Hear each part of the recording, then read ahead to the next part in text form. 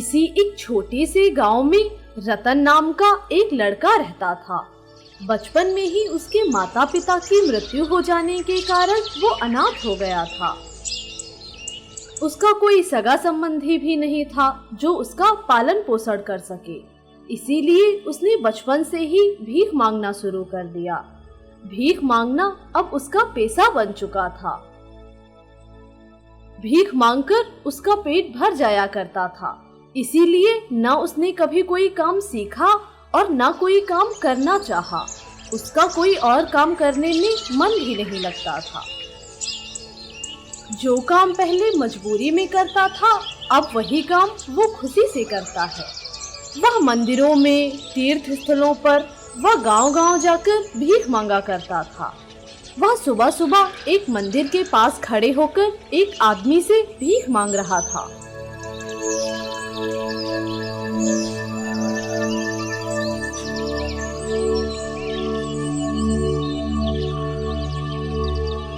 साहब, मुझ गरीब पर दया करो। सुबह से कुछ नहीं खाया। 2-4 रुपए इस कटोरे में डाल दो तो मेरा कुछ भला हो जाएगा।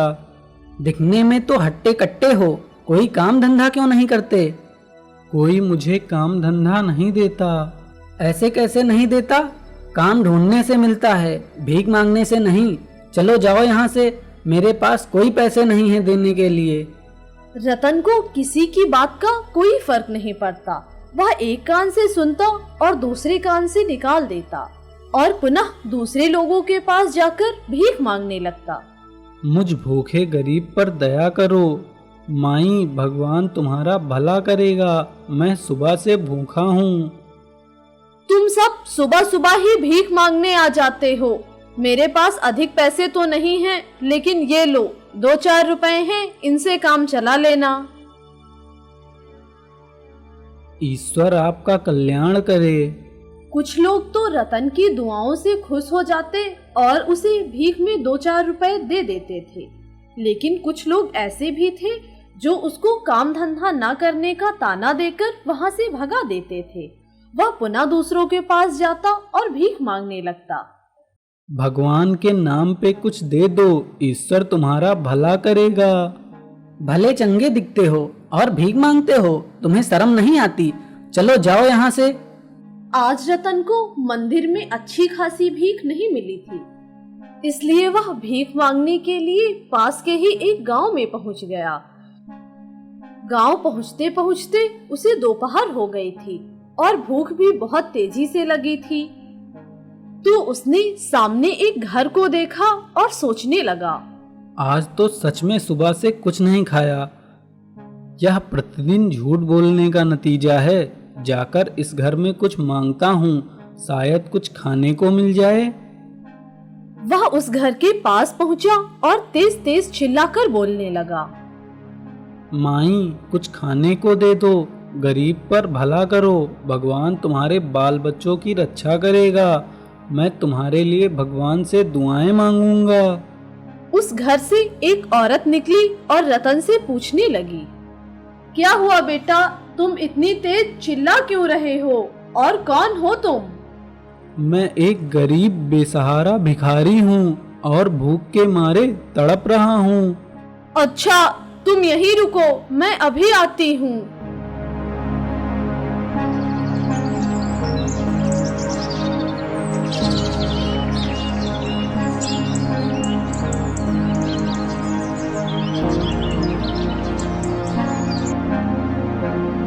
बेटा, यह मटर का दाना लो, यह बहुत करामाती है।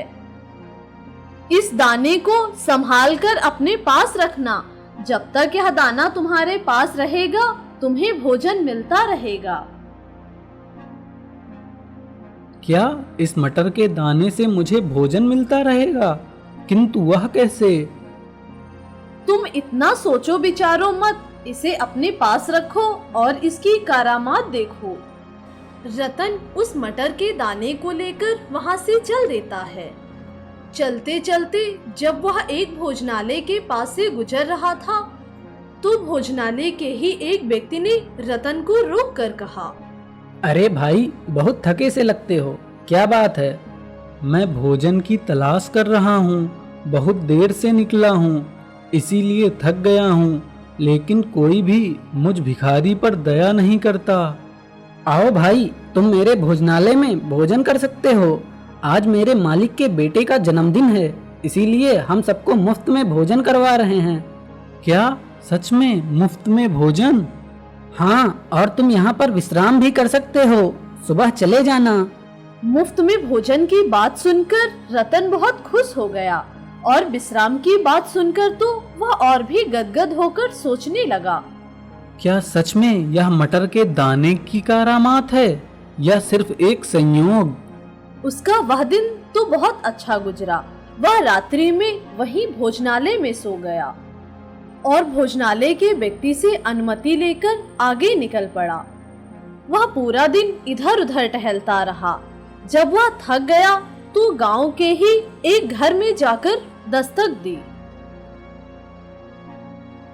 मुझ गरीब पर दया करो, कुछ भीख दे दो माई, भगवान भला करेगा। उस घर से एक बहुत पढ़ी लिखी व सभ्य औरत निकली।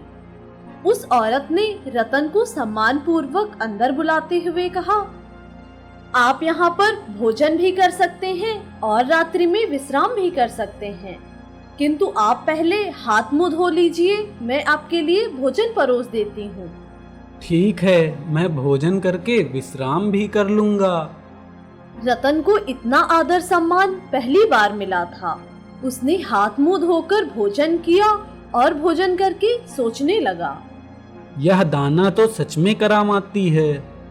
रतन ने वह मटर का दाना घर की मालकिन को देते हुए कहा, यह दाना मेरे लिए बहुत कीमती है, आप इसे संभाल कर रख दीजिए। मैं जब सुबह जाने लगूंगा तो इसे वापस ले जाऊंगा। ठीक है, मैं इसे संभाल कर मेज पर रख देती हूँ। फिर रतन सोने के लिए चला गया और घर के सभी लोग सो गए। जब रतन सुबह सोकर उठा तो उसने अपने पास एक मुर्गी देखी। वह मुर्गी एक मटर के दाने को खा रही थी। रतन को यह समझने में जरा भी देर नहीं लगी कि मुर्गी वही मटर का दाना खा रही है जो उसने घर की मालकिन को संभाल कर रखने के लिए दिया था। जब रतन ने उठकर देखा कि वह दाना मेज पर नहीं है तो वह जोर जोर से चीखने लगा, मेरा मूल्यवान दाना यह मुर्गी खा गई, अब मैं क्या करूंगा?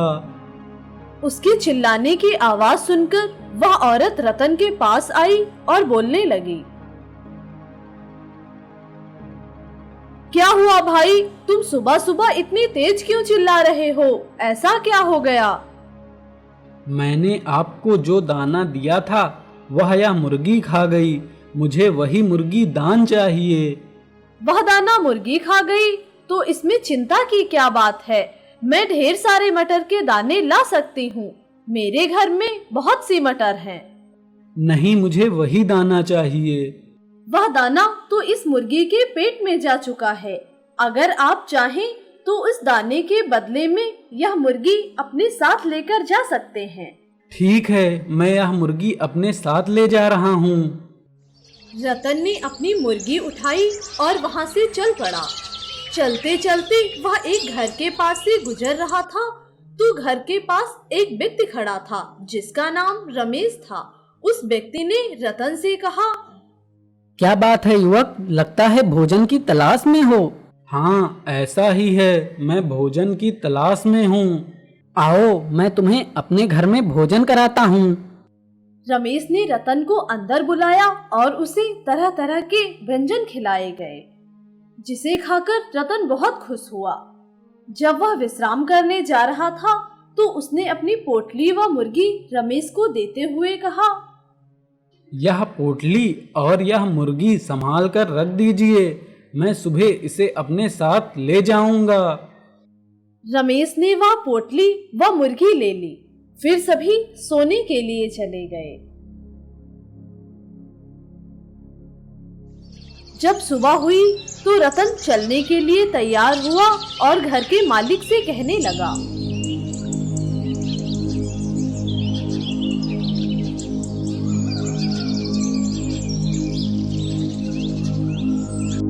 मालिक, मेरी पोटली और मुर्गी दे दीजिए, अब मैं चलता हूँ। रामू, यहाँ जो मुर्गी थी वह कहाँ गई?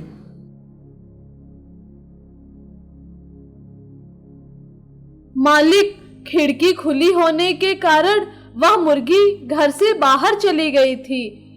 मुर्गी को देखकर आपके पालतू कुत्ते ने उस पर हमला किया। जब तक मैं उसे बचाने पहुंचता, तब तक कुत्ते ने मुर्गी को मारकर खा लिया। उसके पंख अभी भी बाहर पड़े हुए हैं। क्या, मार कर खा लिया? ऐसा कैसे हो सकता है? मुझे मेरी मुर्गी चाहिए। वह मुर्गी तो मर गई है, मैं उस मुर्गी को वापस कैसे ला सकता हूँ? अगर आप मुझे मुर्गी नहीं लौटा सकते तो मैं आपका ये पालतू कुत्ता ले जाऊंगा।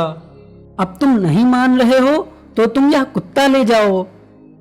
रतन उस कुत्ते व अपनी पोटली को लेकर वहां से चल दिया।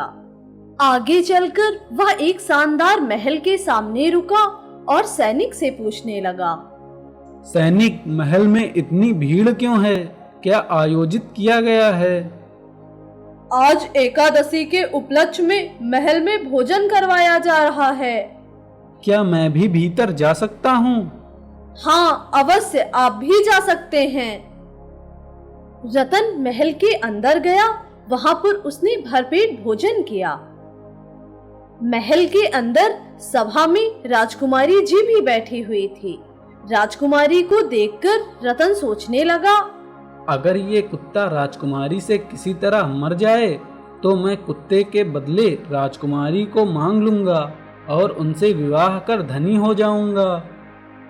रतन के मन में धनी होने का लालच जाग उठा। उसने महाराज से कहा, महाराज, अगर आपकी आज्ञा हो तो मैं रात यहीं गुजार लूं। कल सुबह होते ही मैं यहाँ से चला जाऊंगा। ठीक है, तुम यहाँ पर रात गुजार सकते हो।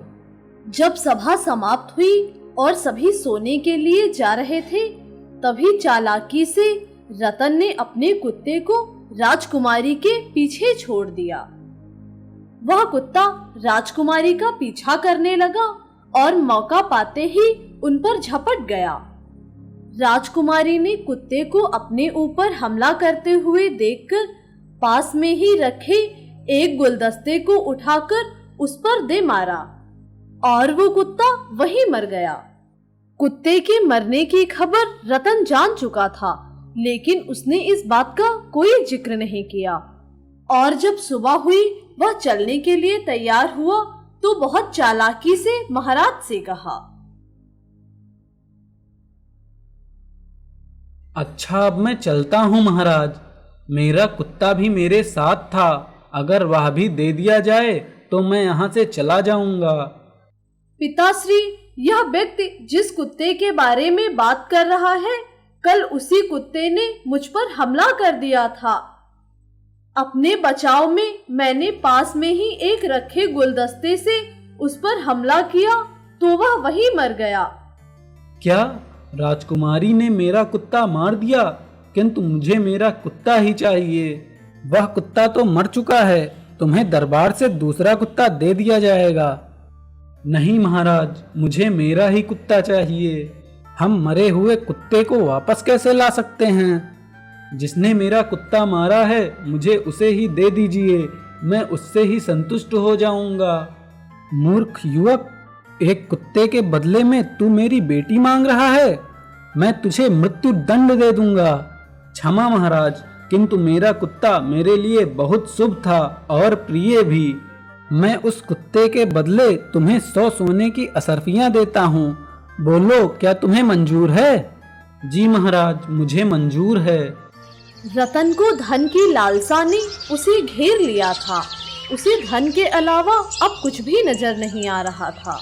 उसकी इस मूर्खता को देखते हुए महाराज ने कहा, अगर 15 दिन में इतनी असरफियों से तुमने इससे दोगुनी असरफियां कमा ली तो मैं तुम्हारा विवाह राजकुमारी से करा दूंगा। क्या तुम में इतना हुनर है? रतन ने वो सारी असरफियां ली और महाराज से विदा लेकर निकल पड़ा। वह रास्ते में चलते चलते सोचने लगा, इतनी असरफियां मैंने तो पहली बार देखी हैं। अगर मैंने 15 दिनों में दोगुनी असरफियाँ कर दी तो महाराज मेरा विवाह राजकुमारी से करा देंगे, किंतु मुझमें तो भीख मांगने के अलावा कोई और हुनर नहीं है। मैं इनको दोगुनी कैसे करूँगा? इतनी सारी असरफियां पाकर वह बहुत प्रसन्न था। आखिरकार बिना किसी मेहनत के उसे इतनी सारी असरफियां जो मिल गई थी। वह थोड़ी दूर और चला, फिर सोचने लगा, पहले इन असरफियों को खोल कर देख लेता हूँ, फिर आगे बढ़ता हूँ। इन असरफियों को खर्च कर कुछ खा भी लूँगा, तभी मन को शांति मिलेगी। जब उसने पोटली खोलकर देखी तो उसमें कंकड़ पत्थर के अलावा और कुछ भी नहीं था, जिसे देखकर वो बहुत निराश हो गया। उसके लालच की खुशी बस कुछ ही देर की थी। किसी ने ठीक ही कहा है, लालच बुरी बला है। आपके हाथों में जो आने वाला होता है, आपके लालच के कारण वह भी नहीं मिल पाता। बिना मेहनत किए तो ईश्वर भी मदद नहीं करता। आज से मैं निश्चित करता हूँ कि मैं मेहनत से ही कमाऊंगा और खाऊंगा।